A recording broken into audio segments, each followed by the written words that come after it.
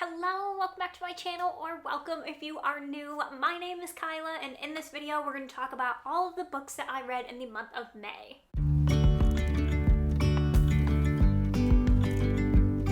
I feel like May was actually a pretty average reading month for me. I read 11 books, 2 of them being graphic novels, so 2 graphic novels, 9 total books, and I honestly had a lot of average ratings too, but I also have some new favorites as well, so I'm so excited to share them all with you today. I'm going to share them in order of star rating as I usually do, and let's just go ahead and talk about all of the books. I didn't have any DNFs this month, thank goodness, but I did have one book that I chose not to rate, so I'm gonna go ahead and start with that one, and it was Pretty Girls by Karen Slaughter. I read this for my Backlist thriller reading vlog, which I will have linked in the cards as well as below, and I just did not feel comfortable rating this book. This book has so many trigger warnings attached to it, but I'm a true crime gal, so I was like, you know what, I'm probably gonna be fine. I can handle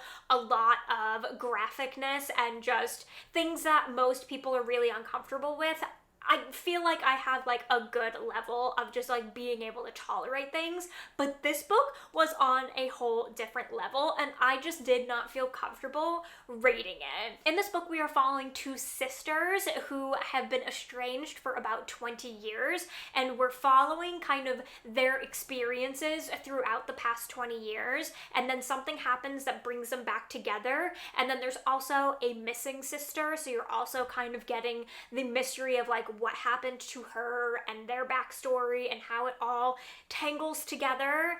And it is so hard to read. It is so graphic, it is so violent, there's tons of talk of sexual assault, of torture, of rape, and it just is it's too much. It is too much, and I do not feel comfortable rating something that has that level of just uncomfortable behind it, and also it just makes me so uncomfortable that it was even written in the first place.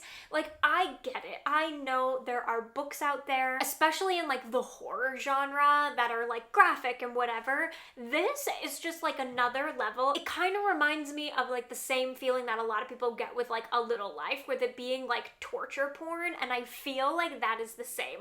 It's just purely for shock value, and I have decided that this kind of thriller is just not for me. Do not get me wrong, the writing is great. I enjoyed the overall plot and the mystery that was happening, and I was intrigued enough to keep going, but there were times where I physically had to put the book down and walk away and just go, I need something light and fluffy right now. Give me a cozy mystery, give me an episode of Gilmore Girls or New Girl, and let me have a moment before going back into it. That's how bad it was. And like I said, I feel my toleration for that kind of thing is very high, but it reminded me, I was saying this in the vlog, that it reminded me a lot of that podcast Root of Evil, where it goes into such graphic detail that it makes you physically sick. That's what it reminded me of, and it's not for me anymore. So yes, I think the writing is great, I enjoyed the plot, but overall I just don't feel comfortable rating a book like this. Now that we have that out of the way, let's move on to the 3 stars that I had this month. I had quite a few. The first one is The Last Heir to Blackwood Library by Hester Fox. I read this for my new releases vlog. Again, linked in cards down below. Any vlogs around any books in this video will be linked below. And this was just a 3-star for me. This was a creepy, cozy fantasy / mystery, and that is a genre that I'm here for. I love when all of those things are put together. I was hoping it was going to give me Belladonna vibes, which is one of my favorite books of the year so far. I love that book so much, and I was hoping that this was going to give me the same vibes, and it kind of started out that way, where we have our main character who inherits this big huge mansion from a relative that she doesn't know, typical, the typical trope here. And she goes and she has to live in this house for a certain amount of time. But there's this air of mystery around the library in the house, and the staff is like, don't go in there, steer clear, just stay in like your little bubble here and whatever. And of course that's like, she's like, well, now I need to go in and like figure out what's going on. So we have a mystery unfolding of like, what's the history of the house, what's going on in this library. It also introduced a bit of a fantastical element to it, and I enjoyed the majority of this book. I thought the mystery was interesting. I loved the fantasy aspects of it. It wasn't too hard or like over the top. It was just enough, and I liked our main character enough.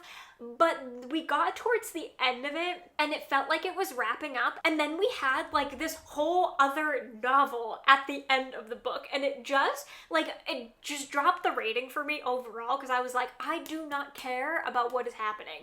It was like a 75-page epilogue. It wasn't actually an epilogue. It was like a sometime later kind of situation, but like the rest of the book had already wrapped up. I felt good about the conclusion that we came to. I could have done with like a 2-page epilogue of like wrapping up some loose ends and then been perfectly fine. And this would have been a 4.5 star for me. But instead, we got essentially a like romance novel at the end of this book, and like I didn't care enough about the romance that was happening throughout the book because it was very light, very mild. Like it wasn't the main plot of the book by any means. So like I didn't need that, nor did I care what was happening, and like I didn't need it drawn out another 50 to 75 pages. Like it just felt so unnecessary to me, and really I was just like, oh my god, I feel like I don't even need to read this because I got what I wanted, but I want to finish the book, so here we are. And this book is short. This book is only like 260 something pages. It's definitely like between 250 and 300. I mean, don't quote me on the exact number of pages, but like it was just, we had way too much at the end there of just plot that I did not care about. And so yeah, it had to be a 3-star. Like I said, the overall mystery was like, it was good, I was intrigued. It wasn't like the most groundbreaking thing, so it definitely would have ended up being like that 4 area. But then you got this ending and I was like, I can't, I'm bored to tears, and it's so long, so I had to drop it down, unfortunately, to a 3-star. In that same video, I also read Mastering the Art of French Murder by Colleen Cambridge, and I just have to say I love that her name is Colleen Cambridge. Maybe that might be like on purpose, because like Julia Child and this whole world, like she lived in Cambridge for a while, and like I just think it's so funny. So like if the author did that on purpose, kudos, like way to lean into it. Okay, so this book, totally niche, right? Like this book surrounds the world of Julia Child. It's not necessarily about her, but she is in the book. It takes place in Paris. It follows Julia Child's best friend, and they go over to Julia's house one night after a party because she forgot something, and they find someone dead in Julia's basement. And of course, Julia's like a suspect, but then some other things start unfolding, and we're just following this mystery of this murder, and the best friend is the one trying to like solve it alongside the police. I mean, the police aren't very happy about it, but you know what I'm saying? She's like being an amateur sleuth and like checking things out, and like I like that, okay? I also am the audience for this book. I love Julia Child. I love that whole world. I just find her hilarious. I love cooking shows, whatever. Like I am definitely the audience. Julia and Julia is one of my favorite like cozy go-to movies. I mean, I know that's not necessarily about Julia Child. Like it is, but it's not, you know what I mean? But I just love it, okay? So like I am the audience for this book, and I did not care. I did not care. My favorite parts of this book were the parts with Julia in it, and like she had this little mystery going on of like her mayonnaise not being correct, and like that was more interesting to me than the actual plot of the mystery that was going on. So I couldn't in good faith give this book any more than 3 stars. If I'm being honest, it was probably like a 2.5, but I'm being generous and giving it a 3 because I am the niche audience for this.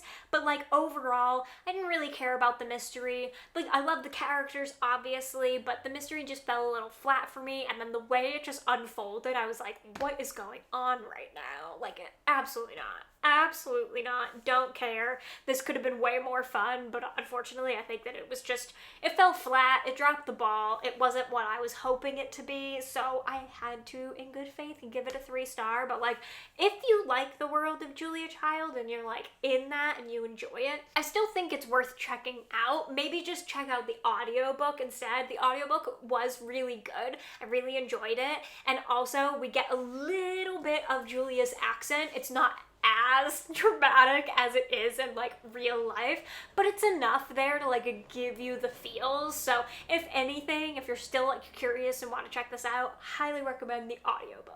My next 3-star was the 3rd volume in the Lore Olympus series. This is a graphic novel series that follows Persephone and Hades and the whole Greek mythology world. And I just gave this 3 stars. It was okay. It definitely was not as good as the first 2. There are still some trigger warnings to look up for this series and this volume, but I just found myself like just kind of tuning out a little bit while I was reading it and like wishing that it was over. I'm still going to continue in the series, but I don't really have much to say about it because it's hard to share mid-series thoughts without giving like anything else away. But I just felt like this one was okay. I felt like it had like middle child syndrome, where we're just kind of like tying up ends from the beginning and introducing what could be happening going on further in the series. So I'm still going to continue. I like the series as a whole, but I just felt like this one was just okay.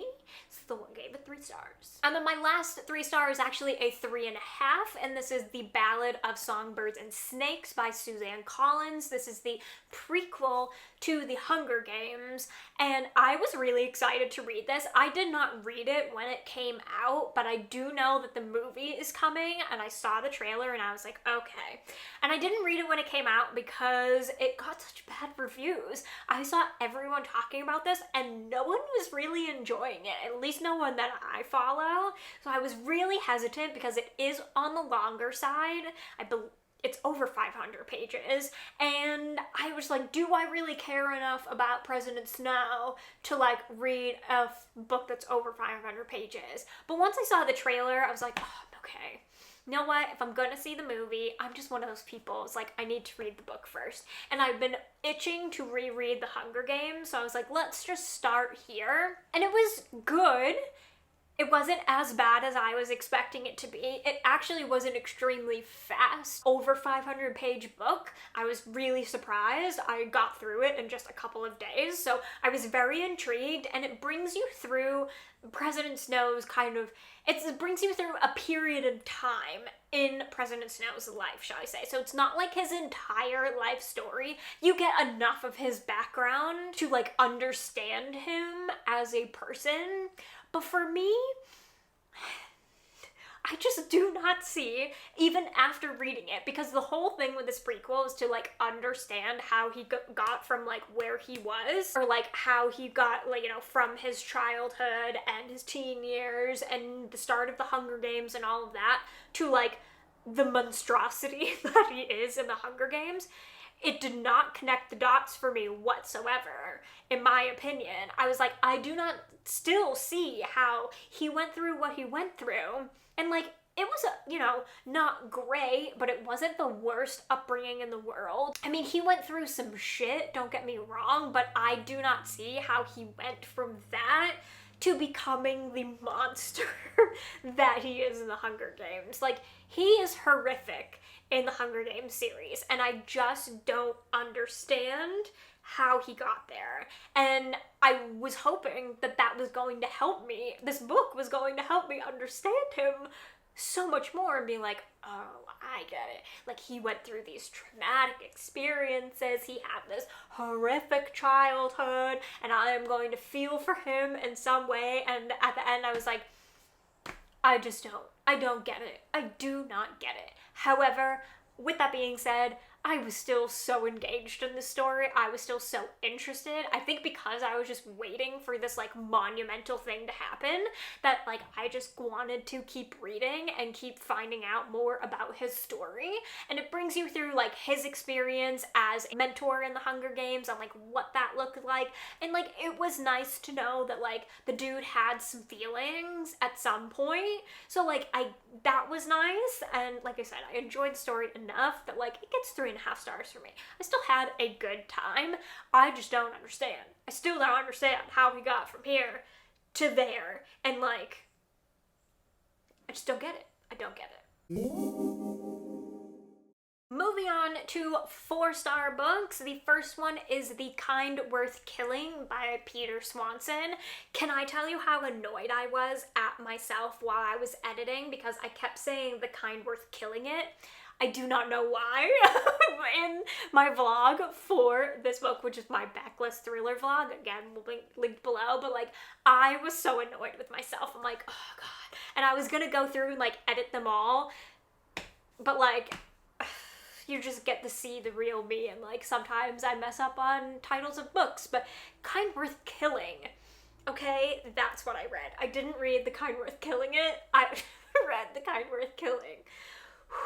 Now that that's addressed, I really enjoyed this as a thriller. This was so fast-paced.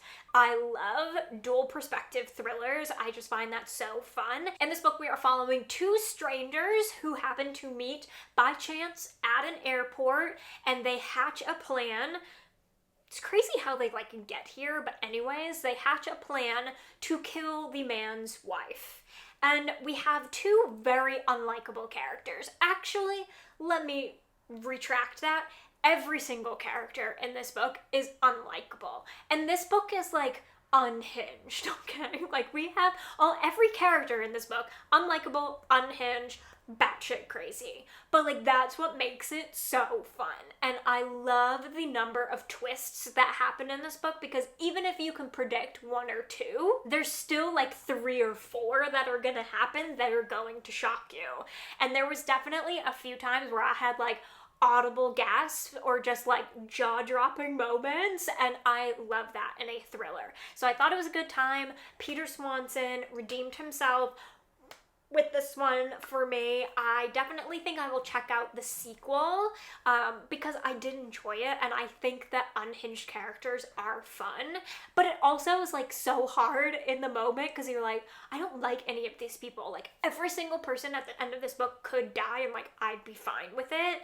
Does that make for a good thriller? Yes. Does it make for confusing time? Yes. But like, it's so enjoyable that I have to give it 4 stars. So good. Love the writing. I had a great time. I also love that this book takes place in New England because that's where I live. And so it was so fun to be able to like know the highways that they were talking about and the areas that they were talking about, and I could just like see the setting so well. It's very atmospheric as well. And I just really enjoyed it. Also, there's some like scenes in this book that like I don't think were necessary. I don't understand Peter Swanson's obsession with sex.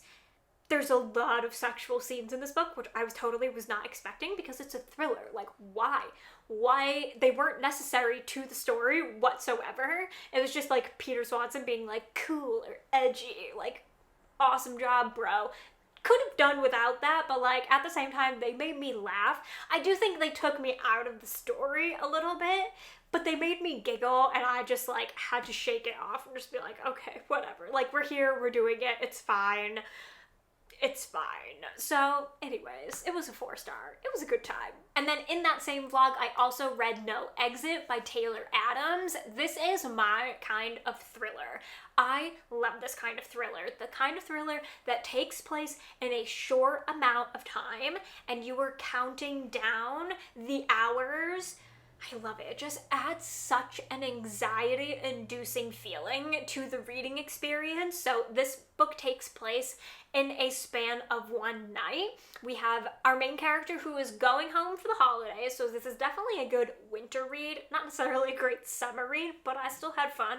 The atmosphere in this book, impeccable. It's so good. It's so dark and gloomy and creepy, and you just feel like you are snowed in with her, and I enjoyed that.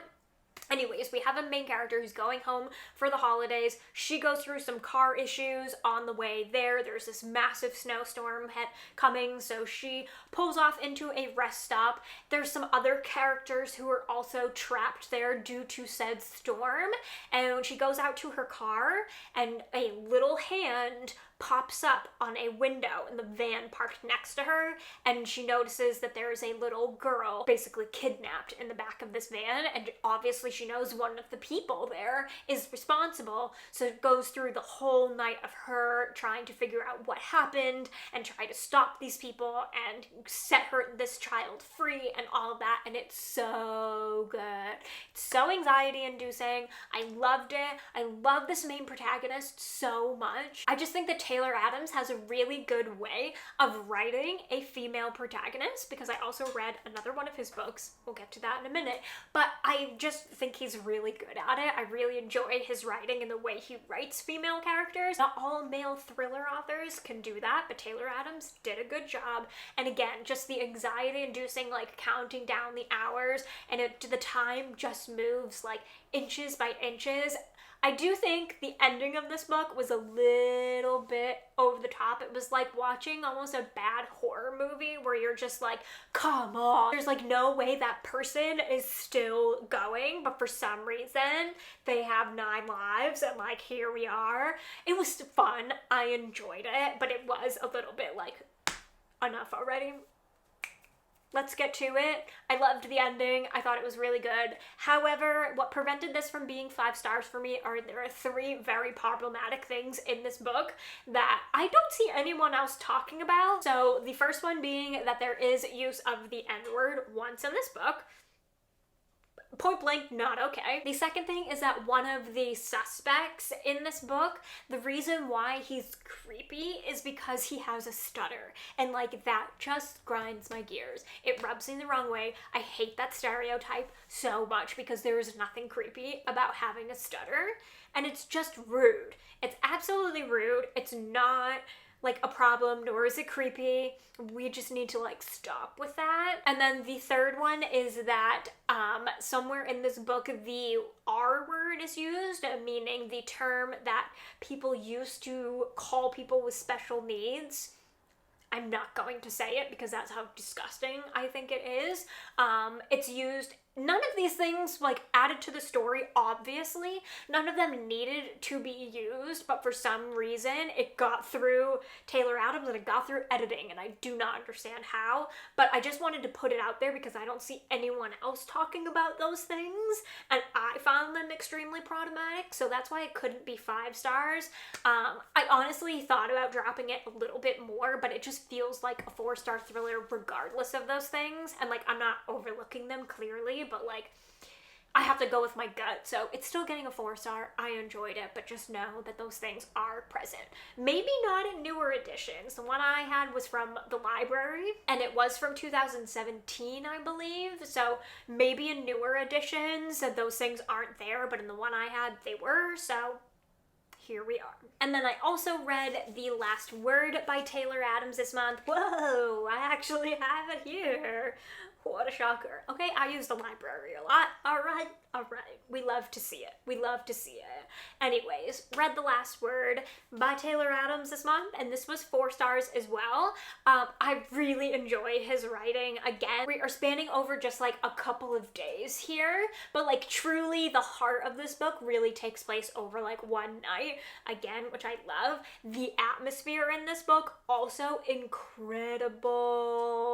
It takes place in like a secluded island area. So we have our main character. She is house sitting, and she is reading a book that her neighbor across the way recommended, and she does not enjoy it. So she goes on and she gives it a bad review, and the author immediately contacts her and is like, take that down, and like berates her for giving her honest opinion. She's like, absolutely not. She sticks to her guns, and he's like, you're going to regret this. And I'm sure you can imagine the things that happened from there. But like, can you? can you? Because this book has so many twists. I loved it. I just thought that it was so fast-paced. I could not look away. I just had to keep reading. Also, our main character has a dog in this book, and like I was like on the edge of the seat worried about this damn dog, okay? That's really like where my heart palpitations were coming from. I'm like, nothing better happened to this damn dog, I swear to God. I'm an animal lover, okay? I cannot. And I was so worried. I was going to message someone and be like, tell me if something happens with the dog, because I just like, it's something I can't have it in my books. I can't have it in my books. And I'm not gonna spoil anything. The ending of this book is absolutely wackadoodle, okay? Same thing with like No Exit, where it just keeps going and going, and you're like, how is this happening? I just think that this is now like a Taylor Adams like theme, where he just likes over the top endings. And like, is this book over the top in general? Yes, but like in a good thriller way, okay? It wasn't unenjoyable. Do I have to suspend my belief a little bit? Yes, but I also really enjoyed our main protagonist. Again, I just think that he does female characters really well. I thought that she was a badass. I also really loved, we have this like kind of mystery of like why she's house hitting. Like, she's kind of on the run and you don't really know why, and it alludes to it a little bit throughout the story, and then you kind of get to the like the nitty gritty, and it's a lot, and there's just kept twists and twists and twists and things happening, and it just kept going and going, and it was just enjoyable. It was a good time. I just really enjoy his fast-paced writing style. I just think it's so fun. It's so easy to get lost in these stories, and like, yes, even though they are a little bit over the top, they are still really enjoyable, and I'm just excited to see what he comes up with next. My last 4-star of the month was Spy Family Volume 5. Can't really say much about this one because it is in the middle of a series, and like, I don't want to give any spoilers. Let's just say I really enjoyed it because of the dog, okay? I'm an animal lover. I can't help it. If there's a dog, I'm probably going to enjoy it, and it's probably going to get a higher rating for me. So 4 stars. I enjoyed it, okay? And finally, we have come to the 5 stars of this month. I have 2 of them, and I just love them both so much. The first one is the second in the Anatomy of Love series story. This is Immortality. Can we have a moment of silence for this cover? The way this Rain looks like her dress, and she is sitting in the middle of it, I cannot tell you. And also, we just have a brain on the inside. Oh my god. The aesthetic of these books is stunning, and this series is stunning, okay? I loved this. I enjoyed this one so much more than the first one, and like, that's saying a lot because I really enjoyed the first one, but this one I feel like you just got to know, like in the first one you're getting to know the characters and Hazel and like how she is and her views on life, and this one just like drives it home, and I just loved it so much. I love the mystery that we have in this one. I'm not going to give too much away because it is the second in a series. This one takes place kind of along the same timeline as the first one, like only a little bit time has passed between them, and we are following Hazel where she is now, and right at the very beginning of this one, and it's not a spoiler, she gets put in jail for something that she did medically, and she thinks that she is going to die. Like, she thinks that she is on her way to the gallows, and at the very last second, the royalty of the country says, you know what, one of us is sick, we need some help, I need you to help cure and like figure out what's going on with the princess, and like, come, we're gonna save you and you're gonna help figure this out. So it's following her and like the mystery of like the sickness that's going on right now, and then also we have this other mystery happening as well. And again, no spoilers, but I really enjoyed it. I love the mystery. I love getting to know the new characters that we were introduced to. And then also, you're just having this like anxiety happening of like, how the first one ended and like how it's going to play out in this one, I was like on the edge of my seat the entire time. I loved it, and the ending of this is absolutely beautiful. It's poetic, it's gorgeous. I wish that it wasn't the actual ending of this series because I want more, but it was perfect. The way it ended, like, we don't need any more. It was absolute perfection. I loved it. Got me a little misty, I'm not gonna lie, and like I just absolutely devoured this book. I love this series, it's perfect, and I cannot wait to see what Dana Schwartz writes next. Like, I will be here for it. I'm showing up. She is like now one of my auto-buy authors because I just adore this, and I adore Hazel as a character.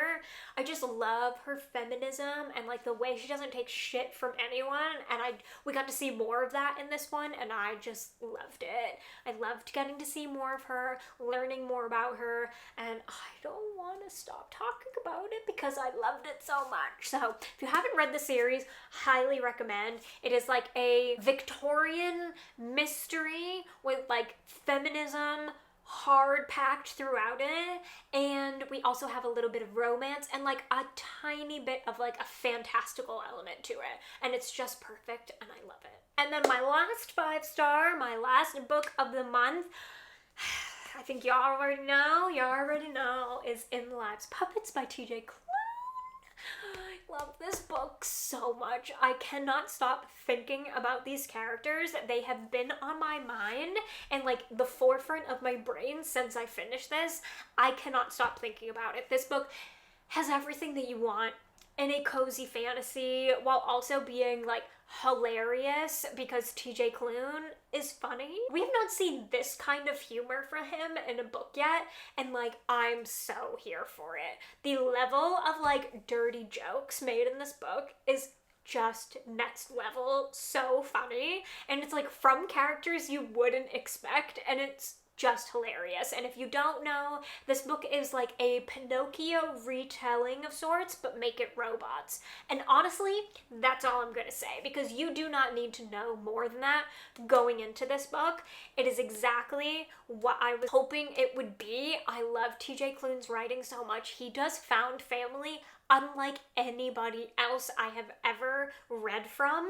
I just love it, and this family in particular, like they are truly like the hot mess of families, but they just work, and oh my god, it's so cute, it's so funny. We also have an incredibly epic adventure that happens in this book, and like it had me in a chokehold, okay? I just needed to know what was going to happen. It was also so heartbreaking and like definitely made me teary at times.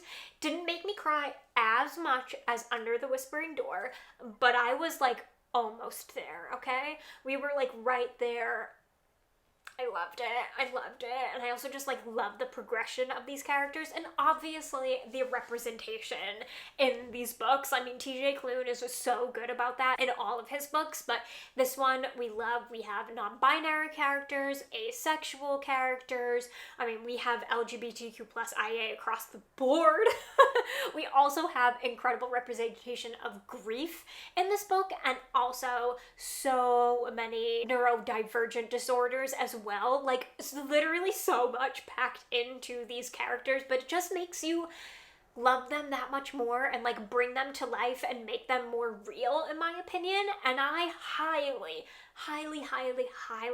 recommend the audiobook for this. Like, if you have to pick one or the other, I actually think I would check out the audiobook, because the voices for the characters absolutely transform this from like being something that's just on a page to being something that like you visually can see come to life through the audiobook. It's unreal. I really hope this gets adapted, because it would make an incredible animated like series or movie. Fingers crossed that happens one day. Honestly, TJ Klune's work needs to be adapted in some sort of way, I think. But this one, I would love House in the Cerulean Sea as an adaptation. We're going off track here. But this one would also be a close second, because oh my goodness, I loved it. And again, check out the audiobook. You will not regret it. The voice for Rambo is like ingrained in my brain forever, but also just all of them, all of the robots, all of the characters. Oh my god, you need to listen to it. You need to listen to it, and you need to read this book. I'm obsessed. I could talk about it forever. I think you get the point. I freaking loved it. 5 out of 5 stars. And that is all of the books that I read in the month of May. I would love to know what you read this month. Like, what was your favorite book that you read this month, and what was your least favorite book? Also, let me know if you plan on checking any of these out, or if you've read them as well. If you enjoyed this video, be sure to give it a thumbs up. Do not forget to subscribe if you are not already. Turn on the bell so you never miss a video, and I will see you in my next one. Bye! With you and I, the future